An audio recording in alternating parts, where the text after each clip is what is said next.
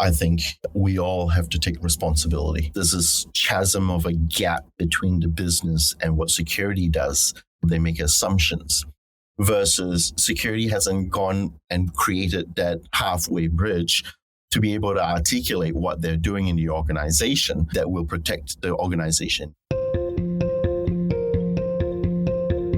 You're listening to KBcast, the cybersecurity podcast for all executives. Cutting through the jargon and hype to understand the landscape where risk and technology meet.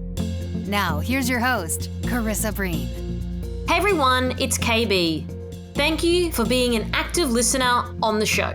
And thanks to you, we've been downloaded in 63 countries. If you haven't already, please ensure that you follow and subscribe to the show for the latest updates. Now, time to get to the interview. Joining me today is Kevin Tham, CISO from ISACA, and today we're discussing ISMS, also known as Information Security Management System, and the benefits of utilizing this framework. So Kevin, thank you so much for joining. Thanks for making time. It's absolutely wonderful to have you here. Thanks, Carissa. Very happy to be here. So I want to start, Kevin, with your thoughts around ISMS. Now, it's a bit of a mouthful. We've got a lot of acronyms in our space. I wanted to sort of talk about what that acronym meant because sometimes in our space, certain acronyms actually reflect different things. So now that we're all on the same page with what it means, you are a really big believer in following this framework. And you sort of said to me originally, like, it makes sort of sense and it's a bit more obvious that people should follow the framework, but perhaps don't. So I'm really keen to hear from your perspective. Tell me all about it. What do you sort of think about this framework? So ISMS it's an interesting concept and it's been around for a very long time. What it has become recently is, if you were to speak to many of my peers, ISMS is just something you do to attain compliance, specifically ISO 27000. And that's sort of where it sort of ends and starts for a lot of people. However, I think that, there's a wasted opportunity here that people do not realize that the ISMS actually extends beyond just a compliance, checkbox thing. In fact, I think it's more like a cheat sheet that a lot of security professionals can actually utilize to understand and articulate what their goals are, where they're at, and even how you're tracking, especially when you're doing some sort of a transformation program, or even just tracking in terms of simple program of work when it comes to security. This is something that's important, and ISMS is not something that you can buy off the shelf. It is something that you really need to set up correctly, but it does allow you to utilize it for clear communication with executives of what is being done, what's the rest of the organization doing, and what are the controls that you expect to actually get to as well. So I guess if I round it back again to the fact that this is a cheat sheet, mainly because this gives you the full picture of what security should be. Does it give you all the answers? No. Again, it goes back to the fact that it is a framework. So therefore, it gives you the various areas that you need to keep an eye on. And it is up for you to actually set up and fill in the gaps of what and how it applies to your organization. Awesome. Thanks for that. Thanks for that very clear and articulate way of explaining it. So a couple of things, speaking to people over the years now and previously working in the field myself, people said they feel overwhelmed by frameworks. There's a lot going on. Where do we start? How do we go about it? And then you sort of said filling in the gaps.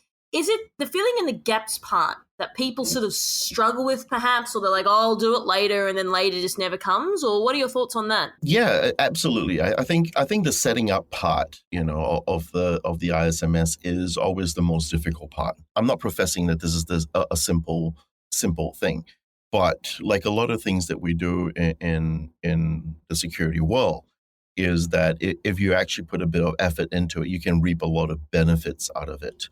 And yes, the nature of our business or our job or our industry is rather reactive. But what I'm saying is that there is a wasted opportunity for many other professionals to actually utilize this framework to articulate what's actually happening. So absolutely, operational security operations and understanding what's actually happening, what's the incidents and threats and everything else that's actually happening is important. And yes, you do have to drop everything you're doing to focus on that.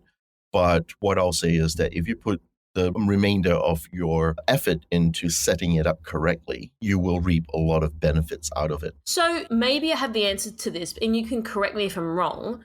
You said before sort of people know the ISMS is more of like a compliance sort of checkbox, as you sort of alluded to before.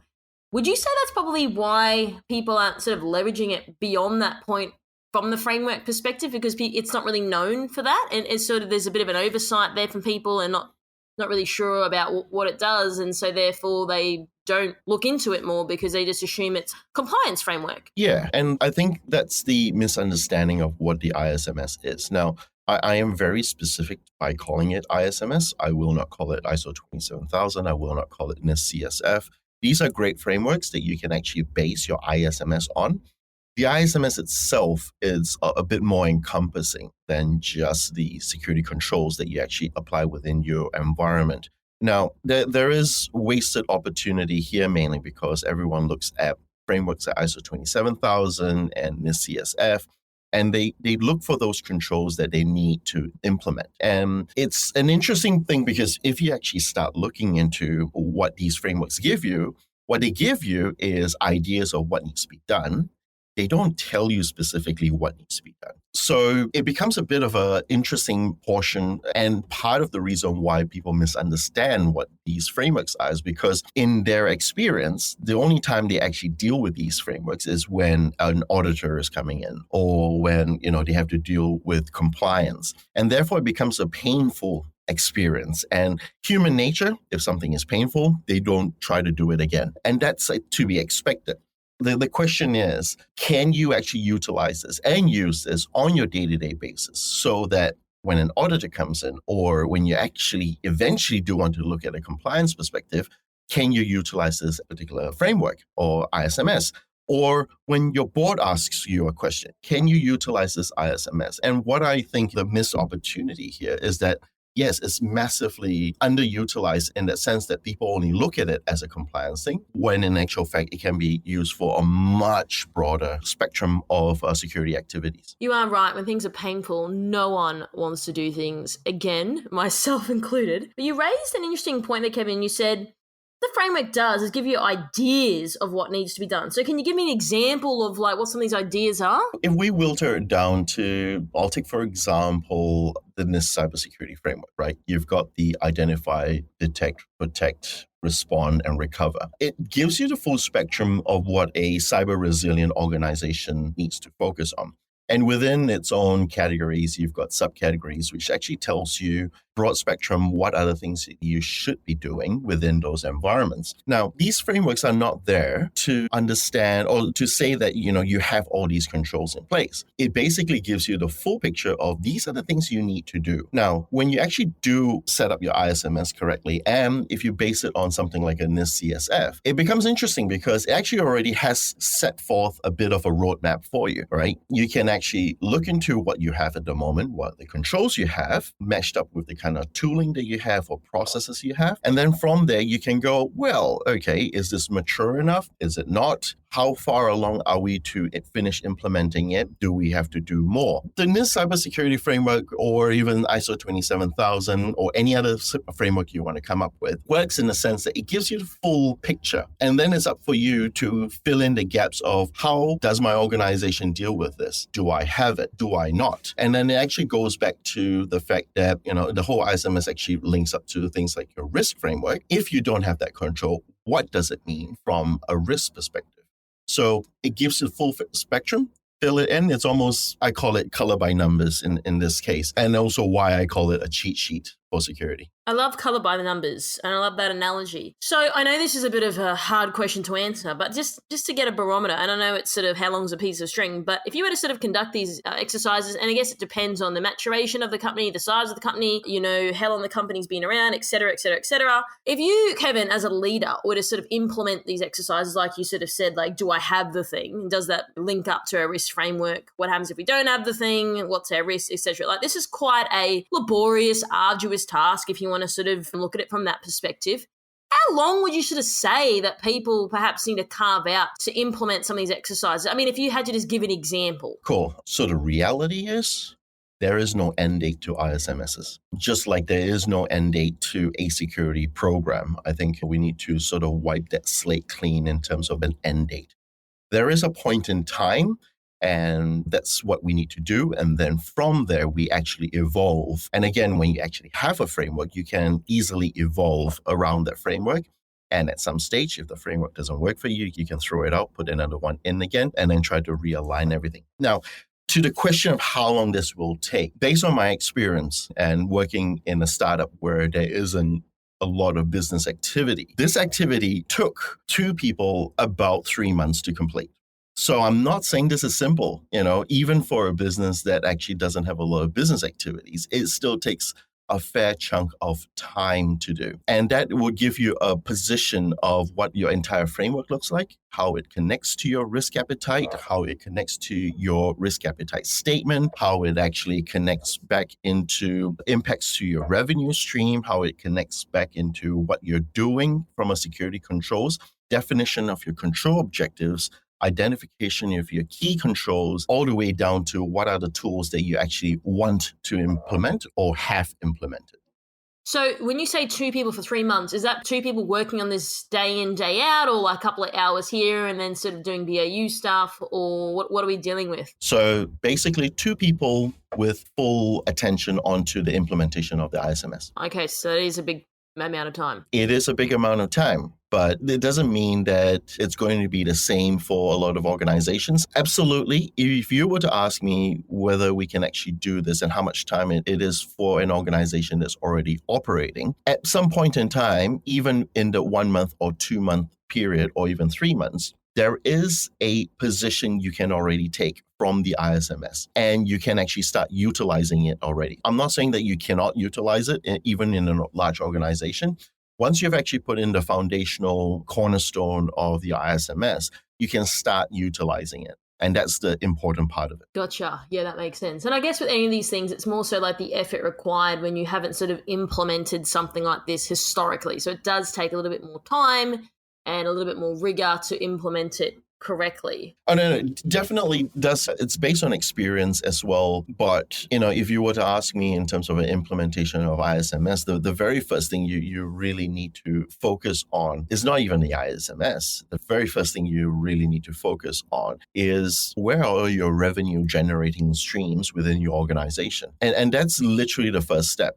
How does your business make money? Once you actually figure that out, then you can almost go into quote unquote isolation and take what you've learned from your business and try to apply it back into your ISMS or a framework like NIST CSF, ISO 27000, if you really like you heard a lot, NIST 800, and then start looking at, okay, this particular control, how does it actually impact my revenue stream for my organization? And start building around that. Now, that then naturally goes into a discussion of risk statements and your risk appetite, right? Now, the risk appetite is something that you would create after your risk statement. You would then take the risk to the business and go, well, okay, I understand this is how we make money, but what do you think if we were to utilize controls in a certain way that keeps us within the risk appetite? And what are our risk tolerances? Now, this is a very risk-focused discussion because this is the connection between your ISMS up into management reporting. And that is probably the part that takes quite a bit of effort because there is a lot of education and everything else. But it gives you the ability to go, that's your revenue stream. I'm saying that these are the things that we're doing or we're about to do that will control and protect our revenue stream. And what do you think your levers are when it actually comes to those kind of controls? And what are your appetite to stay within the tolerances of not having a control that is the maturity level that we believe it should be? And that is already a very big chunk of what that implementation is, because the remainder part of it is to actually look at the ISMS and go, right, now we've got all the risk stuff. What does it mean from a control objectives perspective? This is the one thing that I think we need to sort of avoid. We do not want to implement every single security control, right? Understand what your control objectives are, and then from the objectives, pull out what your key controls are before you start looking into what are the actual technical controls you need to implement, or whether you've got an existing control that already applies for it. And then it goes back with that. It allows you then to go back to your tech team or anybody else to go, okay, this is what we're trying to achieve. And when they actually finish a project, you can very quickly, link it back into your ISMS, which then links all the way back up to your risk statements, etc. Unfortunately, sorry, that's a very long-winded answer, but that's the way I think we need to do it. I love a long-winded answer, but also shows like your depth, your knowledge, and your experience, which is, why I wanted to bring you on the show in the first place, to really talk through your thoughts. Now, Kevin, you made a really interesting statement. Now, you said, how does your business make money? Now, I have spoken to several people on this show, and they sort of are of the opinion that some people in this security division don't really understand how the business that they work in and are sort of paid, the company that pays them to do security, they don't really understand how they make money. Is this a common theme that you're sort of seeing? Like, how can you protect a business that you don't actually know how that company makes money? Unfortunately, it is. And I think it is not to a fault of theirs. And it is because if you end up being in an organization where you are just a single cog in the entire sort of machine, it's very difficult to look upwards and going, well, how do we actually make money? So unfortunately, it is also my observation that there are a lot of people in my industry who do not understand that. And then what happens, the behavior we have is that then we in security, we then go back to the whole, well, okay, I know how I can do this. I know how to articulate threats. And then we go down a very slippery slope. If, in a very personal opinion, if we lead our discussion with the business based on threats, we end up really going into the fear, uncertainty, doubt side of the world by talking about things about threats and not being able to contextualize it for the organization. And therefore, it becomes if we don't do this, I'm just going to give you a bit of doubt and uncertainty that this is going to be us, right? We end up having really broad statements like, if we don't do this, we're going to end up like Optus. Why? That's not the right way to do it, and that's not the right articulation or language we should be using. Oh my gosh.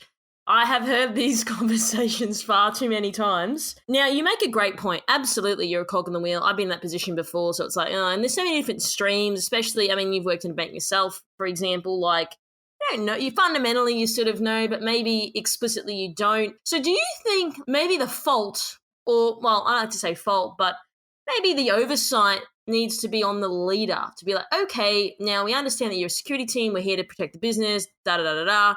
But that needs to come from whether it's the CIO, the CEO, the CISO like yourself, to say this is the tone that we need to lead with in order for us to do our jobs better. Where does that responsibility lie in your opinion? Go into the organization and find where security ultimately sits.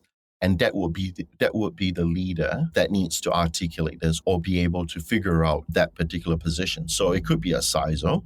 It could be a CIO, it could be a COO. And if it is a CIO or even a COO that has a security manager reporting to them, then it would be the security manager that needs to sit there and go, well, how do we make money, right? And ask that question so that this articulation can be embedded into your ISMS, so that it becomes a much easier, when you embed it in your ISMS, it basically traverses down into your security team in a more natural sense. Because if your team really wants to look into why they're doing a particular control, they can actually look into your ISMS and then trace it all the way back up to where and what they're doing and how it actually fits in a big picture. But if they are not interested or do not want to know, then at least they've got a control objective they can hang off and not need to know, the big picture. It's almost a self-service model from an ISMS perspective for the security team to be able to consume from. Makes sense. Now, I'm a curious person, which is probably why I started the show in the first place. I have a question for you. You spoke a little bit before, like we don't want to end up like Optus, for example. From which angle would you say who blows out of proportion more about the threats? Is it the business or the security sort of team? Because I hear it from both sides nowadays, even in the business. And maybe that was because of Optus and all these other things that have happened. But who would you say really sort of is extravagant on the threat side of things that maybe, you know, a little bit over the top with how they position it? I think we all have to take responsibility, to be completely honest. And that's because there's this chasm of a gap between the business and what security does that's been created over time, that the business doesn't understand what security does, and therefore they make assumptions, versus security hasn't gone and created that halfway bridge to be able to articulate what they're doing in the organization that will protect the organization you're in. I think there's equal responsibility on both ends, or that's actually perpetuating these kind of statements. And certainly I have seen this as well, just like yourself speaking to various people to say that this has occurred as well. And why does the business make that kind of comment? It does also then go bubble up towards, what's said in the general media, what the government has said. These are statements that on that platform, on that level, like the media and government, the statements they make is generalized, right? We have to remember that.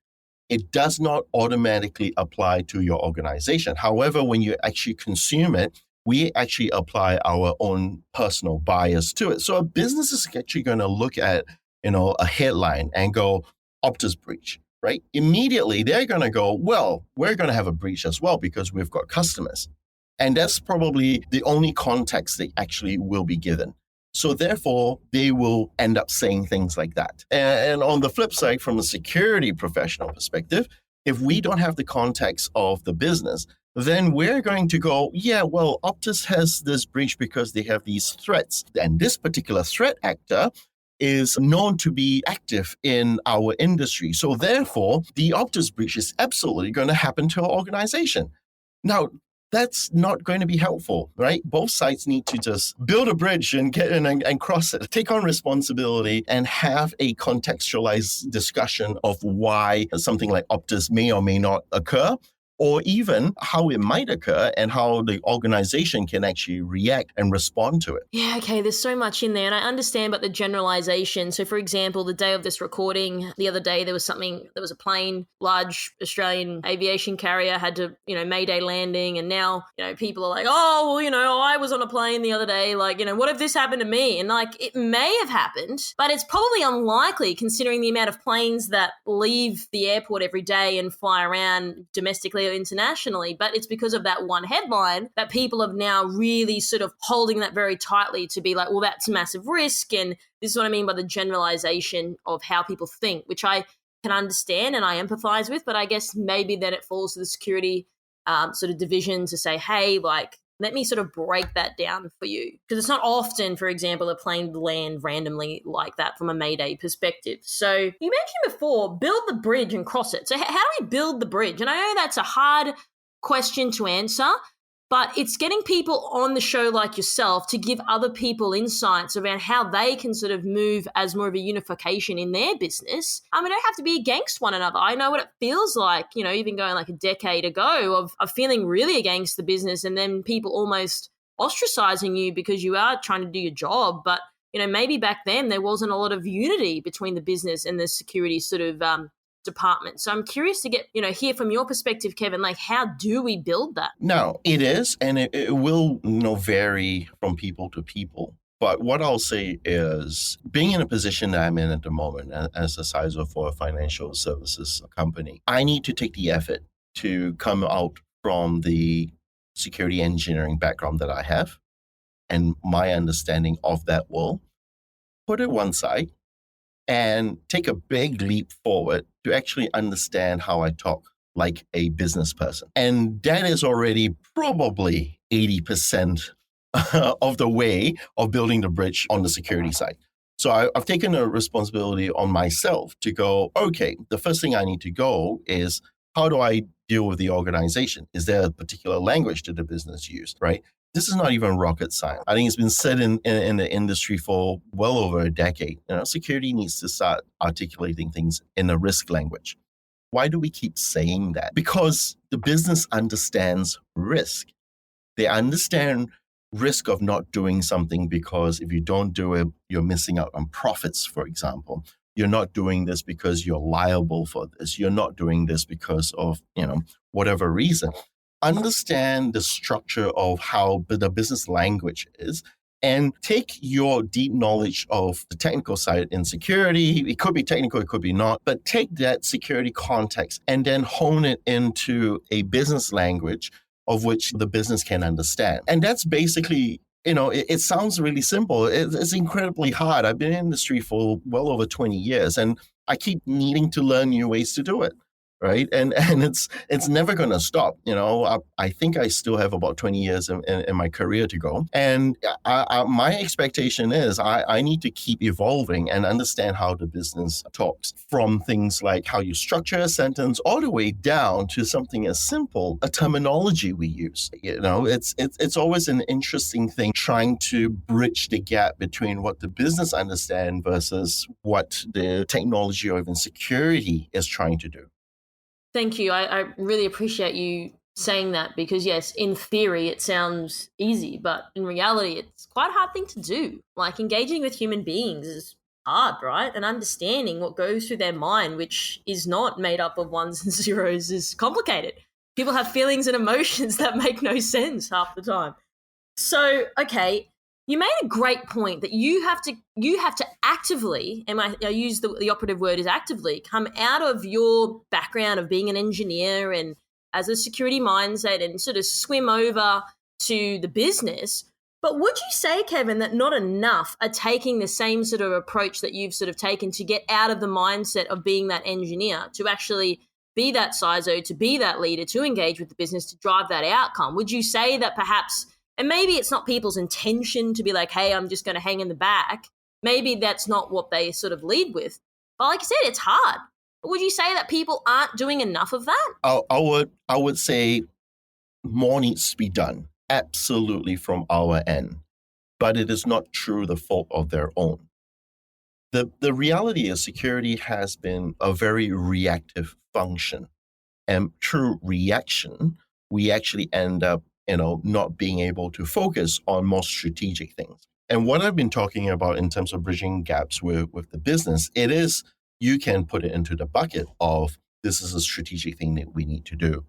So I think there is the one thing that is within our control is to try to put aside some time to actually do that. And even if it starts with 1 hour a week, do it, right?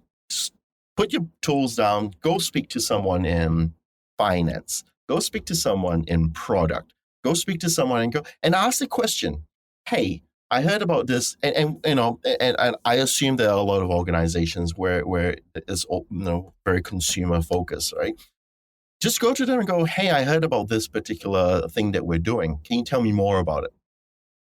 And it will spark a conversation, because just like how you get participants, Carissa, onto your podcast, once you speak to someone who is really passionate about a certain topic, they will talk your ear off.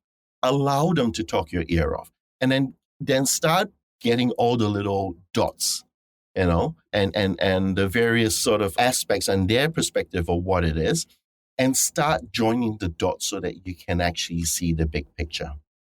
Wow, I think that's a very practical first step to take. And I really like that you were saying that, it's definitely not anyone's fault. And I really genuinely do understand that. I just think it's not an easy thing to do. And, a lot of people that are in these security roles are not wired that way. So, yeah, it is taking a large step to actually make that active decision to go and speak to these people within organizations. So I genuinely really appreciate you sharing that information, and hopefully it's something that people can take away.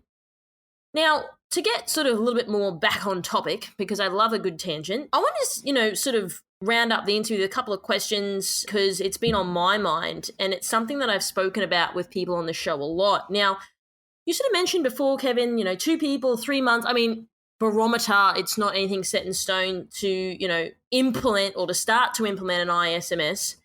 But how can people ensure that they sort of stay the course and not sort of drop the ball? As you know, things pop up randomly in security that need attention, and it's easy to put, something like this down and then forget about it. So how do we sort of ensure, and I've used this analogy, and I'm sorry for people listening, it's start of the year, everyone's like, I'm going to go to the gym, January 18 rolls around and everyone's at the pub drinking beers again, and the gym membership just is non-existent. And it's the same things for these things. We have the right intention as human beings, but then, the follow through is hard, and it's probably even harder in security because you have all these other things that is sort of taking away from our attention, and it's really hard some days to get our head above the water. So how can people ensure that even if there are things that's happening around us, we continue with doing this to ensure that in the long term, this is better for our organization? So the way I'll say it is, like everything in security, automation, right? And this is, but with a very big caveat to it. Automation, automatically goes into what kind of tools that we do.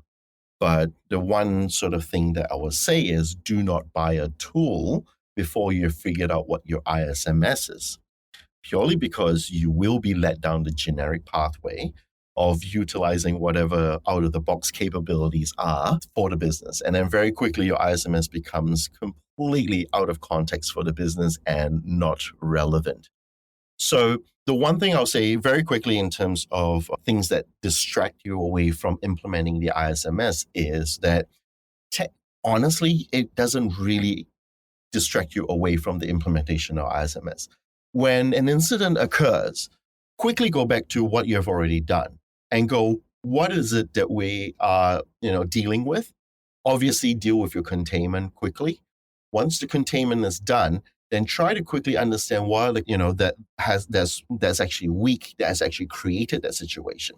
In fact, when you're doing containment, you need to think about that anyway, because you need to be able to contain it and make sure that the situation doesn't occur again.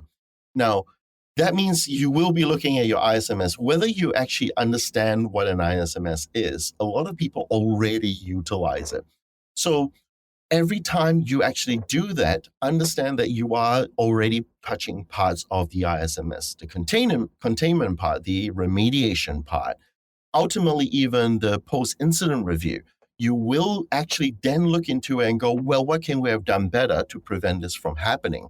And it actually goes back into the ISMS.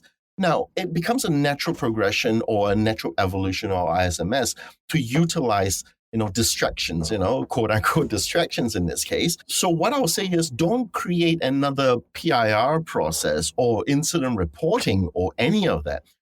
Use the ISMS and go, well, okay, I'm going to take what I've learned from this incident and then put it back into the ISMS and go, this is how I'm going to articulate it. Now, depending on whether you've actually sort of finished up with the linkage back into your risk and revenue stream, but at least you're actually starting to use the ISMS to collect this information.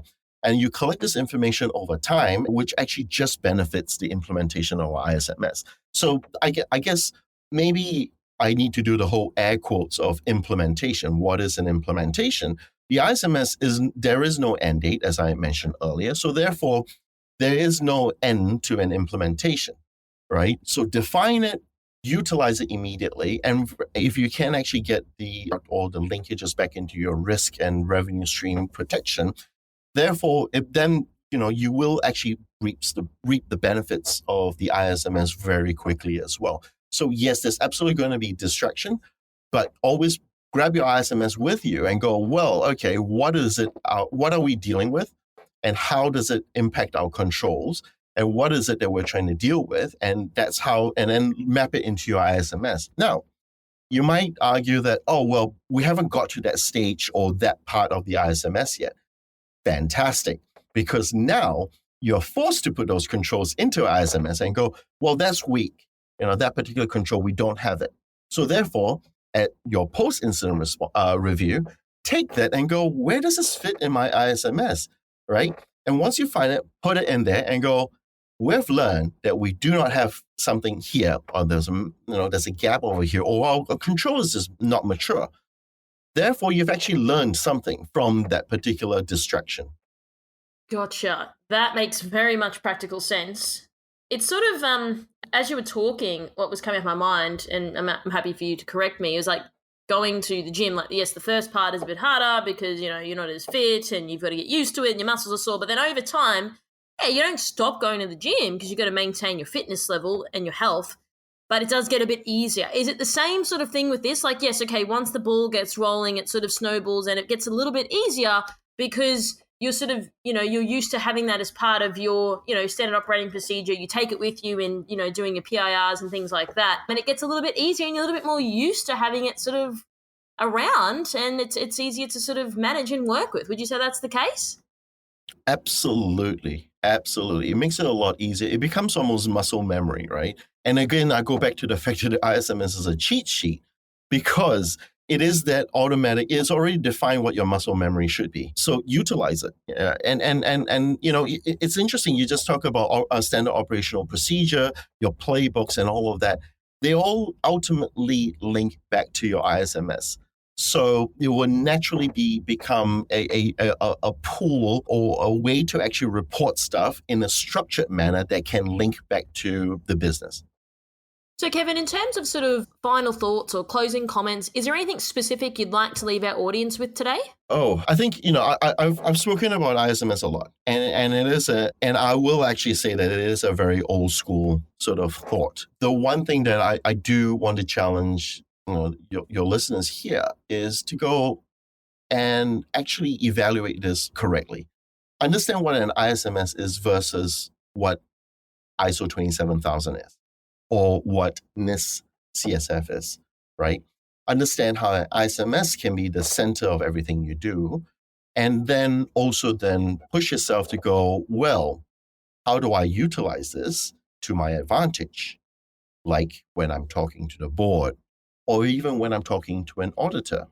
Now, the one thing that I would say is that a lot of security professionals do not feel comfortable, being audited, right? This is the one thing. No. Exactly, right? And I think the main thing here is, and if you can take anything out of this, is you can actually utilize your ISMS to your advantage, especially during audit. Because if an auditor comes in, you will go, this is what you have to audit us against, this particular ISMS, right?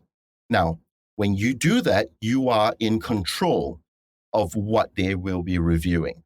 Because if you do not have a framework, they will almost certainly go out on a limb and say, we will audit you against ISO 27000 and NIST CSF.